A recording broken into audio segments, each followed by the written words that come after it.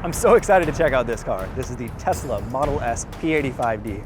With 691 horses under the hood and a 0 to 60 speed of 3.2 seconds, it's arguably the fastest four-door car in production.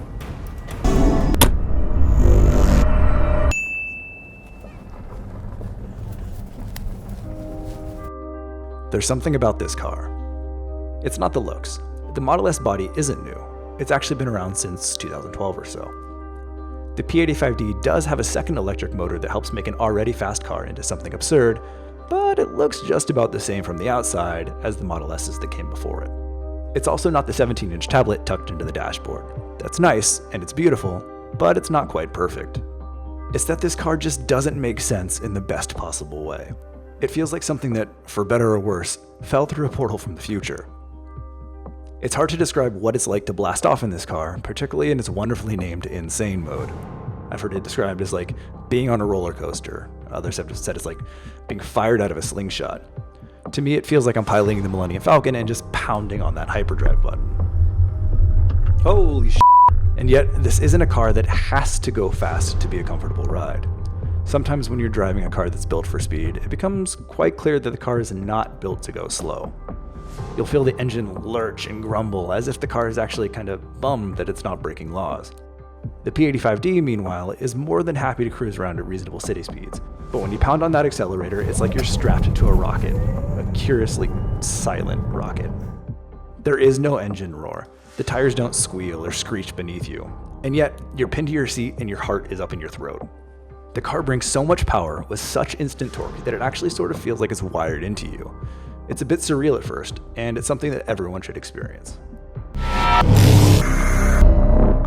Now, with all of that said, the car isn't perfect. The 17-inch tablet in the center is excellent in many ways, but it's lacking in some others. Twice during our review, it became slow and kludgy enough that it had to be manually reset. It has a decent turn-by-turn navigation system and internet-enabled tricks like TuneIn and Slacker, but I found myself wanting the console to do more. Where's my RDO, or Spotify, or why can't I play Netflix or really any video on this thing, even when I'm just parked and waiting at a supercharger? The car is incredibly spacious inside, so much so that it's consistently the first thing people notice when they get in. It's pretty much legroom central. Notably absent, though, is very much internal storage space. You've got a glove box, a cup holder, and what is effectively a bucket on the floor next to the driver's seat for you to put your stuff. But for the most part, you're going to want to put your things in the front or rear trunks or risk it flying around when you take off from a stoplight. Now, as for the one main downside of falling through that portal from the future, the excellence of the car isn't matched by an equally excellent charging infrastructure, yet. The only lingering pain point I found with this car was keeping it charged. While Tesla is actively battling so-called range anxiety, it is a real thing. It's not hard to find a place to charge it, but it's something you absolutely have to think about actively.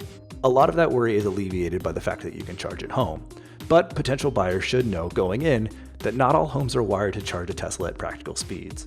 A lot of older homes, for example, will only give it enough juice to add 3 miles of range per hour, or about 25 miles per night of charging. You can upgrade your home's wiring, but that work can cost hundreds or thousands of dollars. Like I said though, it's not hard to keep it charged when you're out and about, but it's not like you can just pull into one of the gas stations on every corner. An upcoming software update should help with this, but the real solution is getting more chargers out there. Overall though, this is a truly outstanding car. And at over $100,000, of course, you'd expect it to be. A lot of people watching this video might write it off as something out of their price range.